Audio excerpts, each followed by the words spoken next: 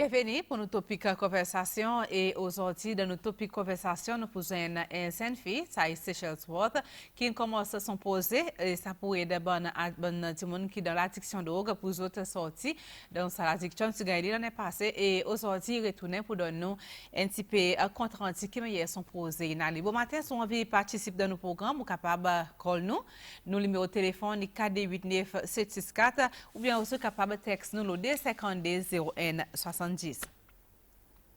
Bienvenue pour notre topic conversation pour ce lundi le 27 mai 2019. Nous à présent nous invité avec nous dans le programme et ça est Seychelle Swart. Le fait qui Seychelles, c'est loi mais qui grandit tout son la vie à l'étranger, les États-Unis et après la dernière mois il vient cette Cécile et il est un petit peu difficile pour les exprimer totalement en créole. Alors il pour peut-être de temps en temps switch créole et anglais pour juste de façon capable de comprendre qui message qui peut passer. Bon matin. Alors, aujourd'hui, bon matin, mon plaisir pour mon welcome, Miss Seychelle Swart. How are you this morning, Seychelles? Bien, merci, madame. Moi aussi, bien, merci. Good, good. Nice qu'on bien commence avec ça, le petit mot créole. Oui, on peut essayer. Okay, so you can switch to English and if you don't understand what I'm asking you in Creole, never mind to ask me again, all right? Okay, no problem. Okay. Seychelles, on commence au projet depuis l'année passée, since last year, to help people de l'addiction de drogue pour to come out of the addiction. Yes. So far, comment est pour décrire le projet, comment est allé? It's going good. In the beginning, like the fait commencer, moi je to all the schools and detox centers and churches to give motivational speeches. Après mon tourne la jig, mon commence à mo banji mon la jig. I know them very well. I got a few of them off and onto medicine. Now mon fait couvert mon business, Bikini Bottom, and on sévère la digue, and some of my proceeds will be donated to my Seychelle Ilana Foundation, which is to help the addicts of the Seychelles. It's going good. And what about the addicts? Are they willing to come and ask for help? Do they come to you or They you are go to them? There's some people that are embarrassed to ask for help, so I have to reach out to them, but also upaka force enjimun pour sans solavi. So it's better if the person come and approaches me, and then I do all that I can to help them from there. Mais qui me connaît ce temps de faire changement dans toute la vie? How do you know they want to change? You can see it. Later enjimuni paye pour sans solavi, they will do anything to make that change. They don't just want it, they do anything they can to make it happen. Et ou peut travailler, c'est ça la digue ou bien how has it been on the neighboring island? Island and La Digue, I go back and forth sometimes, it depends. There's some families that call me and they have me come to Maher Prale to speak with their children or the adults that are going through the problem. And etaji mun ki call mo telephone just to have someone to talk to and to give advice. Some of they call me, they ask for help, but they're just not fully ready to make that change. So, à cause de quoi ça? Peut-être si ils ont call, it means that they have an intention to do, but they are not ready. Quoi qui peut-être quoi qui peut empêcher autres? I think a lot of people are embarrassed. Sometimes in the Seychelles, they're like addicts are judged a lot, and so they're embarrassed to admit that they have a problem and to ask for help. So they do it under the radar with me, and then as soon as they're ready, then they come out, they tell their families, and they ask for help publicly. Mais peut-être avec ou business qui ont commencé, qui est-ce qui donne plus power bien pour capable aider ça bandi monde qui mieux fonctionner avec le business et aussi avec au projet. How do So what I do is some of the addicts on La Digue, the ones who have come off of the drugs and are on methadone, they come to my business and they do gardening work and I hire them for small jobs. Other times it's just the proceeds that come from the juice bar, they'll be donated to the foundation that I've started in the Seychelles, and that foundation goes to helping the addicts or pays for me going back and forth to go to the schools and to educate the youth and to do projects with them. Do you think l'état de l'école est-ce qui au quoi pour nos bons enfants encore secure encore safe from peut-être tombe de l'addiction? There's a lot of them that are, but some of them come from troubling families that I've noticed. I connect more with the kids that come from a family that's struggling or they have addiction problems. I feel they feel more comfortable with talking to me about it than they are with their teachers or other adults. But a lot of them I feel are falling into it, and it's really bad. Because the youth, that's who's going to run the Seychelles soon. And so we have to make sure that not everyone is falling into that. How many schools have you visited so far? I visited at least 6 or 7 schools, Mahe Pralan and Lajig. Secondary or primary? Both. Both. I've talked to both younger kids and older kids. The younger kids feel more open to trusting me. Older kids, as it is in high school, they're a little more lenient. They don't want to listen as much, but slowly, I'm getting an impact in their heads. But not so tendance, so we have a tendency to believe that people from maybe a bad family background are the ones who will fall into the addiction. But this is the problem. That's a stereotype. They come from a good family, people who raise them well, and they still fall into addiction. For me, example, I come from a family of Jehovah's Witnesses. My parents are Christians. They don't smoke, they don't drink, they do nothing. And still I fell into addiction. So it can happen to anybody. But what have you observed when you go to school?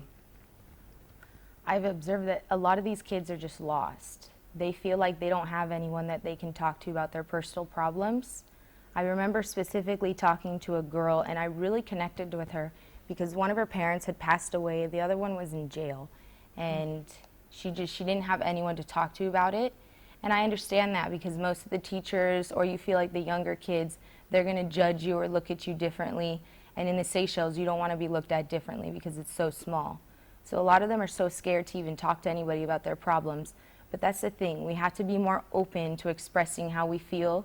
That way that more addicts can come out and actually ask for help and not be embarrassed. In the same line, I was approached by a person, somebody, who told me that if you go to court today, soit la cause ordi, et un parent in cordon prison, soit maman, soit either a mother or father, has been sentenced to certain years in prison. What you see the children, either they are crying, they are all despair, I would say. There is no social worker there helping the family. That's the problem. Do you think this is also a big problem? Do you think we should act upon this ASAP? Of course. These kids, they need support. They need someone. If one of their parents is in jail, then who's going to guide them to do the right and the wrong things, you know? They will always need that support. And that's what I'm trying to be with the addicts. I got the support from my parents, and now I want to provide that for everyone that doesn't have it. So we still miss some important parts. The aftercare and support is very important in the Seychelles. They have everything else is ready. They're ready to give people medicine and things like that. But it's that support, that emotional connection that people are missing. You can't just help them. You have to be there for them and want to help them. You know? But tell me, Seychelle, what do you think about the Methadone program? There's been a lot of critics with regards to the Methadone program. What do you think about it? Is it good? Is it something that we are just giving away without...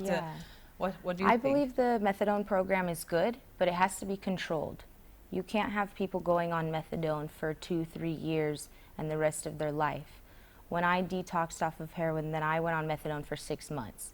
So it's something that definitely needs to be a controlled substance, and there should be a time limit, because if someone is ready to completely change their life, they shouldn't need any substance to take place of that. So there are people on methadone for 3 years? 2-3 years, yeah, I've heard of a couple. Wow. And I just don't believe that that's right. I think it's good. If they still need it, that's fine. But there should be a time limit on how long, because then your body is just getting addicted to another substance, and then it's going to be harder to get off of that. So you think it should be reviewed, the I think Methadone it program? definitely should be reviewed, and I do believe they should keep it in there. Methadone, it helped me, and it's helped a lot of lives, but like I said, there needs to be control. What about if we just ignore those who are on methadone for 2 or 3 years? What do you think? Will it be ideal or bad? No, they're going to need aftercare. That's the problem here. One thing that we're really missing in the Seychelles is aftercare. When these people get off of drugs, they need to be talked to. They need to be taught how to get back into a normal life routine, into a healthy lifestyle. And they really don't have this. But Seychelles, despite the fact qu'on sorti l'addiction, drogue que collabore, Cécile, la digue pas une exception. How can you maintain a position not to go back? I wanted change. I believe if someone wanted it enough, they won't go back. It's very rare for people to stay out of drugs. À cause de fréquentation, or they go through something in life that they haven't gotten over yet. But as long as you want it bad enough, you keep yourself concentrated. And for me, it was a little easier. I had the love and support. And then I opened my own business, so I'm able to keep myself busy. Tajimuns, they don't have a job, they don't have family, so they have nothing to do. They need to, I believe La Digue specifically, and the Seychelles and all, they need to create more activities for the youth and more things for these kids to do to keep them distracted from the negative aspects of the world. That way they have a place to go, a safe place to talk to people, and they won't fall into drugs and things like that. À part qui au business, qui ben les autres supports pour gagner pour faire opposer. I got so much support with everybody. The Seychelles, I feel like in general, everybody supported me after I came out with my story. The NGOs, the government associations that they've created to help the drugs, my family, my friends, everybody supported me. And I think that's what kept me going. But how do you measure the success of your project? How do I measure it? I don't believe in measuring it. As long as I can help change at least one life, then I feel great about it. I know I won't be able to change the Seychelles in whole within a minute, but it takes a long time, but I have the patience for it. As long as I'm helping a few people here and there, that's all that matters. I've helped at least between 5 to 7 people fully get off of drugs, and they haven't gone back to it, and that makes me extremely happy. And for how long are they still not going back? Over a year. There's been some over a year, Wow. and there's been some just less than a year. So there was a girl on La Digue. She moved to Prala, she got a job, she's clean, she came back to La Digue, saw her kids, and everything's great. There's another girl from La Digue that I got off. Now she's the teacher on Mahe. She started her own family, and they send me messages all the time, you know, thanking me, and just the fact that I helped that. So you make Makes a lot me of happy. difference, eh? So they are, you mean that they can really come out of it if they decide to do Most definitely. And as long as they have support, as long as they have people that actually believe they can change. But what do you tell them, Seychelles? You know, when somebody is on addiction, it's very difficult to influence them. What do you tell Yeah. them that will make them start to say, okay, I have to stop, I need to start a new life? What do you Yeah. really tell them? I explain to them things that I went through and how I got out of it. I feel the addicts are more lenient to listening to someone that's been through it than listening to people who have studied it. The people who have studied it in the Seychelles, they're very educated, don't get me wrong. They helped me. But sometimes you need to hear it from someone who's been through the experiences and knows how they feel. So instead of telling them, oh, this is bad for you, you need to stop doing this, you need to explain why it's bad for them and how you stopped doing it. Then they realize, wow, it is possible to get out. So apart from La Digue, you also help addicts from Mai, Yeah, right? Mahe and Prale. And today you have a friend from I Mai. do, yes. This is the first boy that I helped get off of drugs, and he's doing great. And we talk all the time, we keep in contact, and I wanted to bring him on here and show him that, show the Seychelles, it's possible. You can get out of it. And just so everyone knows, they can always contact me for help, and I will be here for support. Okay, so Seychelles, today you have a friend with you, and et Cécile, restez là même, nous pour un petit moment joindre un garçon qui justement Seychelles, il aide pour sortir dans son addiction. Et alors, c'est pas mon dit, nous prenons une petite pause et nous allons joindre un garçon qui justement est avec nous aujourd'hui dans le studio. Pauli get moi.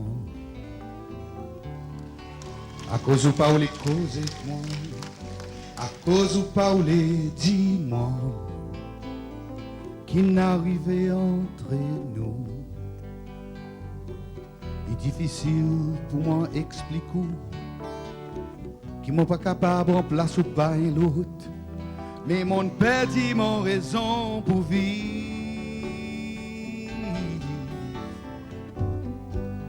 connais qui m'ont pas content. Tout ça qui vous peut faire, mon grand amour pour vous.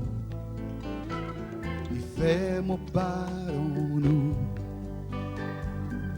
Mon pas capable de mettre le ciel pour. Mon diabète toujours si vivre le rêve. Qui pète des jours, j'avais une vraie.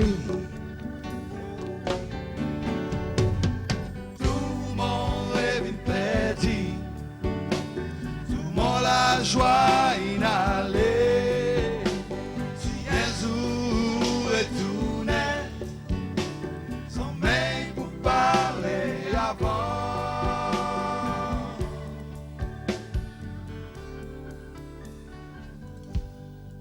Moi tu vois où là-bas, où tu serrais très fort dans son les bras, où tu as périllé. Mais maman t'y décidé pour les souvoises pour même qui bonnet en main il la richesse mais mon perdit mon raison pour vivre. Oh oui, hey. Tout mon rêve est perdu, tout mon espoir inhalé. Si un jour retournait, sans même pour parler avant.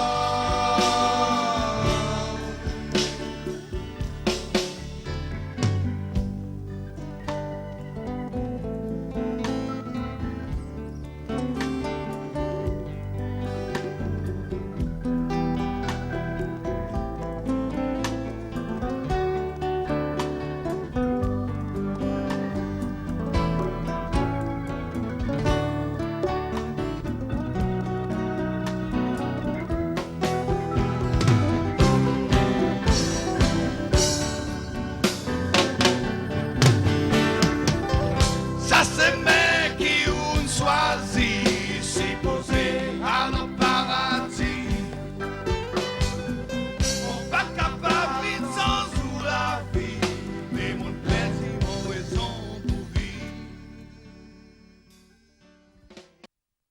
Et oui, pareil, Dieu sans midi, c'est mes qui ont choisi, supposé à de paradis, et peut-être ça, ma décision qui nous a invité aujourd'hui, prend justement pour autres aides du monde qui est dans l'addiction pour sortir, et ça est Seychelle et Mose Joubert qui justement, Mose fait que nous. Mose, bonjour, comment ça va? Bien, merci, Miss. Mose, peut-être raconte-nous aux histoires ou à cause Seychelle de toi du monde qui est aidé pour sortir de l'addiction héroïne. Raconte-moi peut-être pour qui m'a été ou la vie peut-être lesquels d'abord. Moi, je m'appelle Mose Joubert, 26 ans. Moi, sorti fort énorme, grandi là-bas, mon école. Comme si tout le monde a vu fort énorme.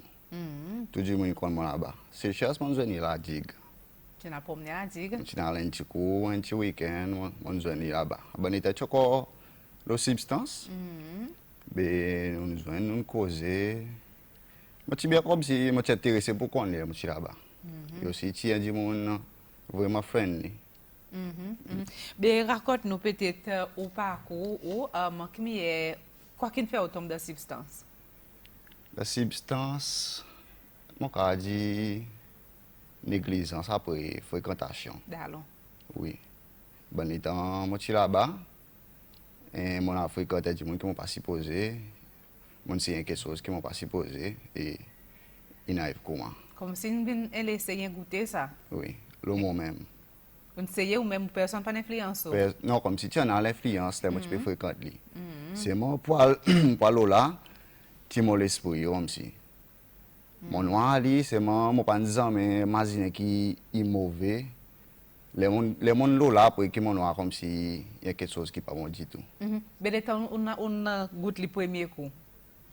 Quoi qu'il fait retourner encore, comme si on gagne ça high, coup de high, comme si on prend des heures avant, on prend des heures sentis.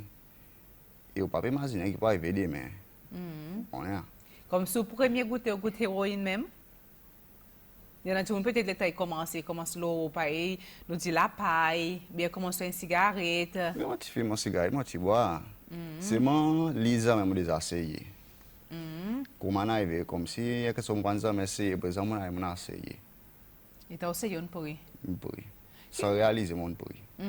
Moi, c'est bien, on a dit, mon cause de ça high qui héroïne donne, il y a super high. Comment est-ce que ça high? Il existe ça. Il pas n'importe quelle chose. Il n'est pas n'importe high. Il fait high, il oublie tout quelque chose. Vous pas imaginer, ou ben worries, ou ben quelque chose comment y arriver. Mais peut-être après, on commence, on prend un fois goûter, après on commence à tomber là-dedans. Mon quotidien, oui. Qui peut-être qui sont les pas qui n'amènent l'eau, nous connaissons pas quoi bandi monde qui da bandi substance héroïne, autres ou pas quatre autres d'abord, ça que je dis ou pas pour ça mais quoi, peut-être mon because à table expérience ou pas pour quoi autres quand à l'argent, everything is about money, tout faire n'importe quoi pour l'argent pour autres fixe autres malades par exemple dit peut-être au mieux pour décrire situation. Mon bon état qui commence héroïne, moi tu peux travailler. Moi tu as mon argent, moi même tu peux travailler, tu goûtes, tu normal, tu as de l'argent ou peut gagner ou pas payer ton fatigue. Mais doucement, on commence à arrêter, on commence à déranger, on commence à parler à travail, les assises, on commence slack là. On parle à travail, on commence à demander pour de l'argent, les gens commencent à remarquer qu'on demande beaucoup d'argent, on commence à donner nous. Là, par exemple, avec stage qui n'ont pas envie de travailler, ou les assises, ou des argent plus facile, faire un trouver vite, comment est venu.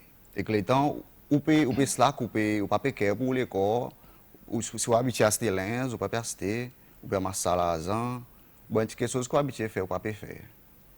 Comme si vous pouvez imaginer ça dogue. Mais les temps, tu tombes ou peut-être ça stage mon caractère un petit peu profond dans l'héroïne. Comment tu peux dépenser par jour? Disons, il y a des gens qui dépensent jusqu'à 1500, 2000 euros par jour. Moi, je dépense beaucoup, moi, un sexe, comment, si moi, non. C'est que ça pas besoin, t'as l'argent, ça? Là, on va imaginer comment, il pas quantité. Et t'as là, pas pu voir ça, c'est que c'est t'as Il l'argent. pas voir l'argent. Vous voyez ces choses? Oui, oui. O cara tinha banzo que mon foi, não te dépense de mes roupies par jour. Et t'as raison, il y a de dog. Mais peut-être, comment est-ce que tu as une relation avec ta famille, Mose? Mon famille, il supporte moi bon peu. Quand même, mon petit dog, tu connais, c'est moi qui supporte moi bon peu. Surtout mon bonne grand-maman, après mon maman aussi, mon sœur, toi, il supporte moi bon peu. Seychelle aussi, là, il connaît, il supporte moi, il colle moi, comme si il cause avec moi. Bon peu supporte moi gagner. C'est moi, au sens où tu peux faire les autres, les temps, les autres PC, que ça fait pour sortir là-dedans, et où l'addiction est plus fort que ça qu'ils autres peut dire, comme ça tu sens, ou tu as ça remorse, parfois dans le cœur? En dedans, oui, moi, je sens. Moi, je sens que moi, je fais autre temps, un bon peu de mal. Mais c'est moi, ou imagine là après ou pas imaginer Doesn't pas. affect you as much, yeah. Ou qu'on a coupé faire fatigue autres, c'est moi après là où gagne ou fixe oublier comme ça. Comme si détachement quantité avec la vie. Oui. Yeah. I remember is when Momo chinalma pour detox, like the monton najig monton Mose chinanta the dog. Because there was a long time we were friends when I was using and he wasn't, and he was around it, but he never used. I always told him, you will never use. But he still stayed my friend, and then when I went to change my life, I came back. I heard he had fallen into it. Tu sens un petit peu blessé? Yeah. Moi, c'est peut-être quoi qu'il fait ou décider pour changer, pour mettre ça, pour nous dire ça héroïne en tête, fois pour tout, et changer comme si, comment est arrivé? Ok, 3 ans, moi, tu peux servir héroïne. 3 ans, mon là, mon âme assise, pas travail. Vous en avez un stage qui mon fatigué comme si. Tous les jours, besoin de lever, ou de l'argent, là on n'a pas l'argent, ou sentir mal, ou gosse comme si. Vous avez l'état fatigué, vous avez ma famille aussi, tous les autres aussi fatigués, je peux souffrir, moi aussi, moi sorti, comme si mon pense à quoi en dedans moi-même, moi dit il n'est pas arrêté. Et moi imagine mon longtemps, mais moi j'étais comme si avant sa substance, mon avis, petit goût, tout que chose, petit goût, mon famille, petit là. Nous avons parlé en de moi-même, mon dit m'a fait, et mon fait. Et qui me au tal à travers Methadone, qui bon procédé qu'on fait? Nous avons Seychelle, nous avons causé que Seychelle, moi et mon maman, ma famille. Li fait nous gagner une position, les canaux, pas de centre, pas de detox, pas de service méthadone, pas de service méthadone, service ban pilide, pour qu'à dormir, agitation, quelque chose comme ça. Mais on fait juste 9 jours là-bas. 9 jours, on va en pilide, quelque chose après ça, 9 jours, on sorti, ok. Est-ce qu'aujourd'hui, pourquoi retourne, pourquoi ça met tout son corps? Non. Combien de temps il fait? Non, un quelque. Un an sauté? Wow. That's awesome. Mais ou encore rester forêt noire, peut-être au maïs, en fait, donc il part. On peut pas dire isolé d'un seul endroit, à cause comme là c'est le dog qui part, au maïs parler la dire n'importe où tu parler dans dog. Qui est ou capable on sortir là-dedans, mais pas nous connaît dog qui pas un peu slime, un peu evil, qui n'importe façon pour venir ou les jouer pour venir tirer au côté était, qui est ou Stéphane pour dire non, je ne peux pas retourner, je fais si je ne peux pas retourner. Comme si il y a ou c'est tout l'esprit pour ne pas retourner là-dedans. Oui, mais que ce soit, il faut quitter les corps busy. Il faut que tu quitter les corps busy ou quelque chose que vous content de faire. Soit vous avez un travail que vous content, quitter les corps busy. Après, vous avez quelque chose pareil. Quand on arrive aux familles, content, comme si vous avez devant, vous n'avez pas mauvais quelque chose. Ou imaginez pas mauvais derrière. Comme si pour pas tourner là-bas, c'est on imagine tout le temps ça qui est bien. Quand tu es à côté bien, surtout derrière pas d'avoir qui mal. Et mon intime là qui Barbara ben facile ça mais ça ban dit mon met autres cold turkey après les autres pour sortir clean avant donner ce qu'ils ont là moi ça va compter connaît combien de monde qui mort c'est là et cold turkey il y en a des qui mort cold turkey ils ont tout non Honestly, moi pas connais. moi aussi moi pas tout connais monde qui mort quand on connaît des monde qui fait successfully avec cold turkey même si 3 jours 4 jours douleur fort mais c'est moi qui tenir pour faire les cold turkey. Est-ce que vous croyez des monde qui décide de faire cold turkey ou bien peut-être répondre moi il y a des monde qui préparé pour sortir dans drogue qui peut le méthadone? I believe so. Oui. Because cold turkey, adule that you go through, that'll make you never want to go back again. Honestly, I didn't do it cold turkey, so I couldn't tell you. But I've been through those days where you feel that pain, and just that alone will remind you why you should never go back to it. I give props to anyone who can do it cold turkey. It takes a lot. E pas tout un cold turkey aussi, il te donne une période, avant période pèse un peu. Mais que vous pensez le programme Methadone? Est-ce que vous croyez que les gens qui peuvent Methadone qui vraiment envie de sortir dans drogue ou bien ils pensent ça comme un substitut dans pas la raison pour prendre autre drogue? Il y a des gens qui ont envie, ça qui peut servir Methadone, non. Moi, non, il y a des gens qui vraiment envie. Servir sa Methadone pour autres sortir, c'est vraiment tout le temps qu'on il y a des gens qui pensent ça comme un substitut comme ça. Qu'est-ce que vous pensez, nous, la lutte Seychelle contre drogue est ongoing et for many years we are fighting against drugs. Mais c'est nous continuellement voir drogue rentrer dans le pays, de temps en temps nous avons une quantité qui est ramassée. Do you think that the government is doing enough pour peut-être éliminer drogue ou bien pas éliminer, tout le monde a dit almost impossible, mais c'est pour contrôler donc Cécile, ou quoi le gouvernement peut faire assez? Not enough. Aussi, moi, je crois pas que peut faire assez, non. They're doing some good things, but they have to think more from an addict's perspective. They need more aftercare. They need more support. I feel like the Seychelles has a lot of plans to help these people, but they don't always go through with them.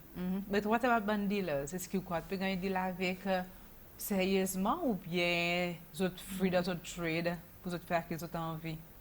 Ben, il est tout le temps là. C'est moi, si je n'ai pas de customer. Travaille pas pour marcher. So, quoi, ça gagne façon pour des fêtes band dealers? Oui. If you can change the mindset of the people, then they'll stop buying, then the dealers won't have it there. All right, mon dit mon encore qui demande mon Barbara ça dit ça les dit mon al fait ban talk côté prison, moi assurer les autres pour welcome par management prison c'est tout section réhabilitation. Have you ever decided about this? Décider peut-être pour faire un talk pour causer ban du monde qui dans prison qui pris là-bas nous connaît là-bas aussi il y a un problème là-bas, peut-être pas gagner ça support aux bonnes victimes, qui autres penser? On croit beaucoup de choses, moi Seychelle, il décidé pour aller, mon parler. I've been there before. I've gone up to Montaipose and talked to the people, and I have plans of going up there and doing more activities and speaking with them more. So I'll definitely take Mose with me. Yeah, I think it's a good thing to show. Il est dans un gars, ok, faut ça va communiquer plus bien aussi tous les deux ensemble, m'a fait l'impact, non? Yeah, most definitely. Anyway, moi tout le temps dans l'équipe blessé, t'as mon tout bon zen qui tombe dans l'addiction, la façon qu'ils ont détérioré les autres la vie, et non, ils autres, mais ça tombe dans le pauvre. Comme si connaît ça la façon que vous sympathisez avec les autres, moi par contre montrer les doigts. Pour dire ou si la mais si moi sympathise avec les autres, peut-être d'autres qui les autres senti ou ressenti tantôt un bon ami, ou bien un garçon, un fille tombe dedans, qui les autres sentiments, le fait que tu sorti là-dedans. Moi mon bon ami à cause de bon petit me connaît. Les moi autres investisseurs qui pas joli, ils fatiguent l'un côté. Moi quand t'as causé exactement. Mon causé exactement des autres pas commencer un jour comme si ou capable faire il pas important si ou est ma sniper ou ça c'est mon cartoon back par j'étais avant il pas impossible. But you feel bad because then you know what they're going to go through. You look at them and you know, like, if only you knew what this was going to do to your life, you wouldn't get into it. But it's just like us. I'm sure many people told Mose, many people told me drugs are bad for you, but still you get into it. And then you learn on your own what it does. Earlier, aussi mentionné your brother. Yeah. Your brother also was an addict? Was an addict, yeah. Is he out? He's out. He's been clean for almost 2 years now, and he's doing better than ever. Healthy, happy. He loves it. He can save his money and buy himself cool things, and yeah, he's doing great. Ok, mon a dit mon là qui dit moi c'est docteur Maloulou qui aide moi. Demande autres points de vue si docteur Maloulou tient encore le programme detox, est-ce qu'il impact pour faire si tu encore là auprès de comme là? Have you been through Dr. Maloulou's program? Non, pas de grâce I did, and she was tough. In the beginning, when I went to the detox center, I didn't want to listen to anybody because they were very tough on you. But obviously, that's what we need because Dr. Maloulou helped change my life. So she has a different way of looking at people and looking at things, and it's tough love, but she actually cares. So it helps a lot. She would make a difference. She would make a difference, yeah. Ok, all right. So, peut-être la Mose, le fait qu'on sortit dans l'addiction, il y a beaucoup de monde qui peut-être m'entend cause, comme tu peux dire, il est un journaliste, everything that people whisper. M'entend du monde dit pour dire bon du monde qui le Methadone, ou bien qui dans l'addiction qui sorti, il est difficile pour trouver un employé. Is that true or? Non, il pas difficile. Moi pas croire ça moi. Quand il y a des gens qui leur causent des autres, des autres utilisent substances, ou peut faire il y a des gens qui peuvent aider. Souvent franc ou disent la vérité, il y a des gens qui peuvent aider. So, ou quoi bon employé, autres willingly employer des gens qui sortent dans substance. Oui. Ok, pour les autres faire une différence dans la vie. Après, les mots fini detox, moi tu vas travailler, moi tu causes que ça, je côté moi peut travailler là, moi tu dis, moi tu expliques bien, et tu bien content pour lui pour moi. Les sorties dit la vérité. Oui, moi tu dis la vérité. Ok. Mon l'autre monde encore là qui texte moi il dit Barbara et puis zen peut sortir dans drogue, zen il dépense que c'est l'argent, mais ça bon escobar qui finit vinn milliardaire qui action approprié en pour les autres. Ça moi quoi nous là c'est pour nous demander question. Time will tell. Yeah.